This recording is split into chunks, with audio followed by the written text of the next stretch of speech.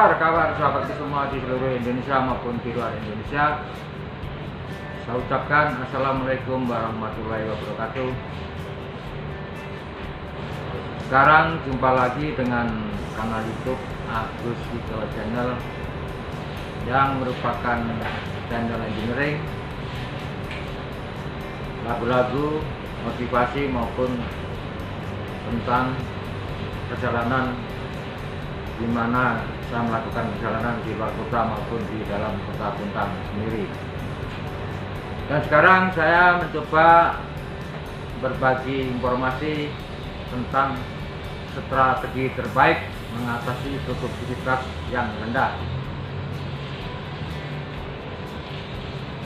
Kawan, produktivitas adalah kata yang krusial dalam menjalankan organisasi. Produktivitas akan menjadi parameter tim yang efektif pada organisasi yang penuh dengan pekerjaan-pekerjaan yang harus dilakukan dalam waktu yang singkat, menuntut pemahaman dan fokus pada parameter ini. Rendahnya produktivitas akan menyulitkan organisasi dalam mencapai sasaran yang diinginkan, bahkan mempengaruhi kepercayaan atau dalam bahasa Inggris disebut trust. Kemudian, produktivitas adalah seluruh keluaran barang atau jasa yang dihasilkan dibagi dengan masukan yang dibutuhkan untuk menghasilkan keluaran tadi. Kita ketahui halnya di proyek konstruksi memiliki tingkat kompleksitas yang tinggi dan merupakan fungsi dari waktu yang menuntut organisasi proyek harus bekerja secara efektif dalam rangka mengendalikannya. Jadi, walaupun program telah dibuat, namun jika tim tidak efektif sehingga produktivitas tidak sejalan dengan tuntutan yang ada, maka proyek tidak akan berjalan dengan baik. Lebih jauh, jika produktivitas yang rendah dibiarkan, maka akan menyebabkan kompleksitas berubah menjadi masalah yang lebih serius. Coba kawan saya sampaikan grafik produktivitas yang terus menurun jika tidak segera ditangani. Silakan dilihat di gambar atau semacam screenshot yang saya sampaikan di video ini.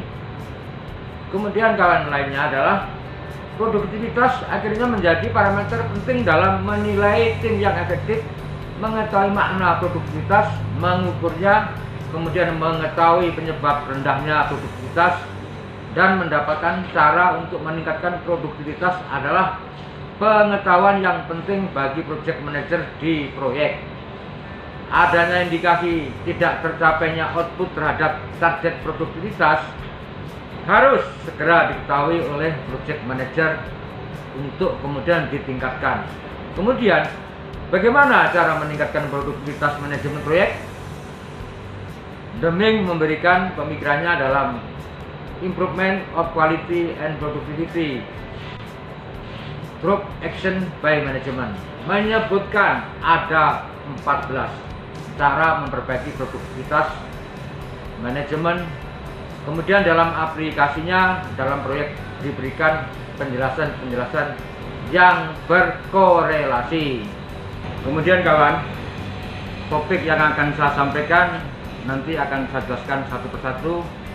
Sekarang saya sebutkan item per itemnya adalah: pertama adalah merencanakan untuk masa depan dalam jangka panjang. Kemudian tidak cepat merasa puas dengan mutu produk. Yang ketiga, membuat pengendalian statistik terhadap proses produksi dan minta kepada pemasok melakukan yang sama. Yang keempat, berhubungan dengan pemasok yang terbaik dan sesedikit mungkin. Yang kelima, temukan apakah masalah-masalah terbatas pada bagian-bagian tertentu proses produksi atau berasal dari keseluruhan proses itu sendiri. Yang keenam adalah latih para pekerja. Yang ketujuh adalah tingkatkan mutu supervisor. Yang ke-8 adalah usir rasa takut. Yang ke-9 adalah dorong departemen-departemen untuk bekerja sama dengan erat ketimbang berkonsentrasi pada divisi atau departemen. Yang ke-10 adalah jangan menganut hanya tujuan-tujuan numerikal. Yang ke-11, tuntut para pekerja untuk melakukan pekerjaan yang bermutu. Kemudian yang ke-12, latih karyawan untuk memahami metode statistik. Yang ke-13, latih karyawan dengan keterampilan-keterampilan baru sewaktu muncul kebutuhannya.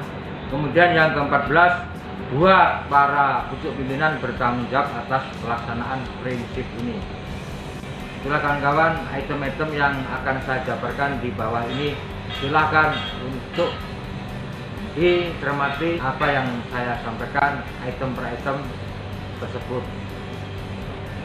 Jadi saya mulai sekarang dari urutan yang pertama. Untuk merencanakan untuk masa depan dalam jangka panjang, ini berarti pemimpin proyek harus memberikan suatu pemikiran mengenai program atau strategi jangka panjang atas apa yang dilakukan oleh timnya. Sebagai contoh adalah dalam rapat evaluasi proyek, project manager menyampaikan suatu rencana besar atas program review desain yang bertujuan untuk memperbaiki kinerja waktu pelaksanaan. Usahakan anggota betul-betul paham mengenai betapa pentingnya program jangka panjang tersebut dengan menyampaikan peran masing-masing anggota, tentunya agar mereka merasa terlibat. Kemudian saya bergeser ke makalah tidak cepat merasa puas dengan mutu produk. Nah, ini untuk menumbuhkan semangat atas kualitas akan sangat membantu anggota berimprovisasi dalam mencari cara yang lebih baik dalam mencapai mutu yang lebih baik. Dalam proyek konstruksi seperti yang diketahui bahwa mutu yang jelek akan berdampak menurunnya produktivitas karena harus melakukan perbaikan. Sebagian resources akan terbagi untuk memperbaiki kualitas tersebut. Saya lanjut sekarang, yaitu tentang membuat pengendalian statistik terhadap proses produksi dan minta kepada pemasok melakukan yang sama. Cara ini mungkin masih jarang dilakukan. Buat dan komunikasikan tren secara statistik untuk memacu anggota untuk bekerja lebih baik. Contoh yang pernah digunakan dalam pengalaman proyek adalah dengan menggunakan regresi atas grafik produktivitas produksi proyek. Di sana akan terlihat apakah regresi akan menghasilkan tren positif atau negatif. Silakan tonton salah satu contoh metode dan cara statistik dalam mengukur produktivitas. Silakan kawan dipelajari dan dicerna secara mendalam bagian di bawah ini. Kemudian selanjutnya saya sampaikan adalah berhubungan dengan pemasok yang terbaik dan sedikit mungkin. Memilih pemasok yang terbaik dalam hal ini adalah yang memiliki produktivitas tinggi. Bagaimana tingginya produktivitas tim proyek? Namun jika tidak didukung oleh pemasok, maka akan terjadi mismatch yang berdampak pada penurunan produktivitas, dan ini adalah sebab utama rendahnya produktivitas di proyek yang kompleks akan jumlah dan jenis resources yang diperlukan. Saya sambung lagi tentang temukan apakah masalah-masalah terbatas pada bagian-bagian tertentu proses produksi atau berasal dari keseluruhan proses itu sendiri. Kawan, terjadinya penurunan produktivitas dapat disebabkan oleh masalah sistem atau masalah yang bukan sistem seperti individu. Memahami penyebab penurunan produktivitas ini penting dalam menentukan langkah dalam memperbaikinya. Yang sambung lagi adalah latih para pekerja. Produktivitas sangat terkait dengan keterampilan para pekerja. Semakin tinggi keterampilan pekerja, maka semakin tinggi pula produktivitasnya, sehingga upayakanlah untuk selalu melakukan pelatihan seperti pelatihan dalam mengatasi kesulitan pekerjaan mereka, pelatihan atas akan dilaksanakannya metode pelaksanaan khusus dan lain-lain. Saya sambung lagi, yaitu tingkatkan mutu supervisor. Supervisi atau pelaksana di proyek adalah anggota tim yang bertanggung jawab terhadap produksi di lapangan. Artinya adalah orang yang berada di lini terdepan dalam hal produktivitas produksi. Kemampuan pelaksana dalam hal mengarahkan pekerjaan dan mengatasi persoalan-persoalan produksi sangat tergantung dengan skill yang dimiliki, sehingga jelas meningkatkan mutu pelaksana akan meningkatkan kemampuannya dalam meningkatkan produktivitas. Saya sambung lagi, berikutnya adalah usir rasa takut. Rasa takut dalam proyek mungkin terkait dengan risiko bahaya di proyek. Rasa takut akan ketinggian atau bahaya yang lain dalam pelaksanaan proyek membuat pekerja enggan atau terlalu berhati-hati dalam bekerja. Perlu dilakukan usaha untuk mengatasi rasa takut ini dengan meningkatkan respon risiko safety yang terjadi. Selanjutnya, saya sampaikan dorong departemen-departemen untuk bekerja sama dengan erat ketimbang berkonsentrasi pada divisi atau departemen.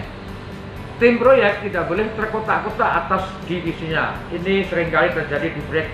Intensitas interaksi dalam suatu divisi yang berlebihan atau tidak berorientasi terhadap produktivitas proyek keseluruhan akan membuat komunikasi yang lemah dengan divisi yang lain. Kondisi ini harus segera diatasi. Kerjasama antar divisi ibarat rantai komunikasi yang berpengaruh terhadap produktivitas proyek secara keseluruhan. Selanjutnya lagi adalah jangan menganut hanya tujuan-tujuan numerikal. Tujuan numerikal dalam konteks proyek bisa jadi kinerja biaya. Anggota tim memiliki ekspektasi yang bervariasi. Buatlah tujuan yang bersifat jauh lebih baik seperti nilai tantangan yang ada atau niat yang mulia seperti nilai manfaat atas pekerjaan yang akan dilakukan. Niat yang mulia adalah universal. Sentuhlah para anggota untuk memiliki niat yang mulia. Saya sambung lagi, adalah tuntut para pekerja untuk melakukan pekerjaan yang bermutu. Pekerjaan yang jelek akan menurunkan produktivitas karena pada akhirnya harus diperbaiki lagi, di mana untuk itu akan mengurangi kesediaan resources yang ada. Oleh karena itu kawan, perlu ditanamkan kepada para pekerja untuk bekerja dengan mutu yang tinggi. Dapat dilakukan workshop mengenai cara membuat pekerjaan yang bermutu sesuai target. Kemudian ada juga yang penting ini, latih karyawan untuk memahami metode statistik. Metode statistik yang telah dijelaskan sebelumnya sebaiknya dipahami oleh karyawan. Metode statistik tertentu akan memberikan pemahaman akan nilai produktivitas tertentu pula.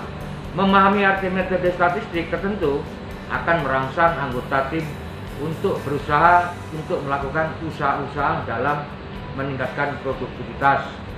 Nah, saya sambung lagi, latih karyawan dengan keterampilan-keterampilan baru sewaktu muncul kebutuhannya. Pada suatu pekerjaan yang membutuhkan keahlian khusus yang belum dimiliki oleh anggota, maka mereka harus diberi pelatihan terlebih dahulu untuk mengurangi waktu hilang atas ketidakpahaman anggota tim dalam pelaksanaan pekerjaan tersebut. Sebaiknya pelatihan diberikan sebelum waktu pekerjaan tersebut harus dikerjakan. Terus sekarang adalah buat para pucuk pimpinan bertanggung jawab atas pelaksanaan prinsip ini.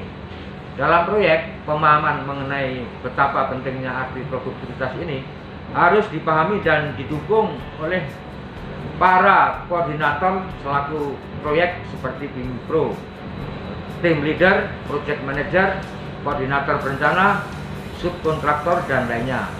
Usahakan mereka merasa ikut bertanggung jawab atas masalah ini agar hambatan produktivitas yang terjadi akan cepat didapat solusinya. Jangan sampai hambatan produktivitas malah menjadi persoalan disfungsional seperti konflik. Itulah kira-kira kawan sahabatku semua tentang hal-hal yang bisa saya sampaikan, bagaimana kita harus punya strategi tentang mengatasi produktivitas yang rendah. Mudah-mudahan video ini berguna bagi kawan sahabatku semua, sehingga kita bisa sharing untuk bertukar ilmu sesuai apa yang kita lakukan di proyek dimanapun kita bekerja. Jangan lupa untuk like, komen, dan subscribe. Akhir kata, assalamualaikum warahmatullahi wabarakatuh. Salam produktivitas, salam efisi, dan salam dari Kuntang, Kalimantan Timur. Dadah.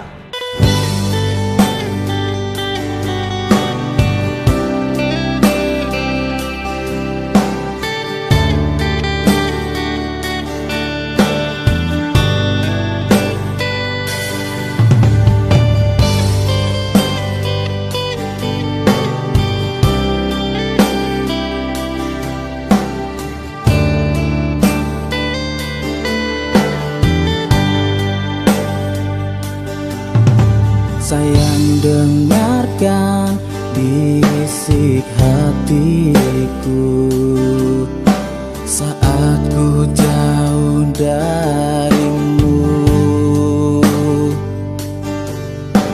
Usah bersedih dalam hatimu, karena ku pun merindumu. Dan tidurlah sayang, usahlah kau teteskan air mata rindumu, karena ku ada, kan selalu ada.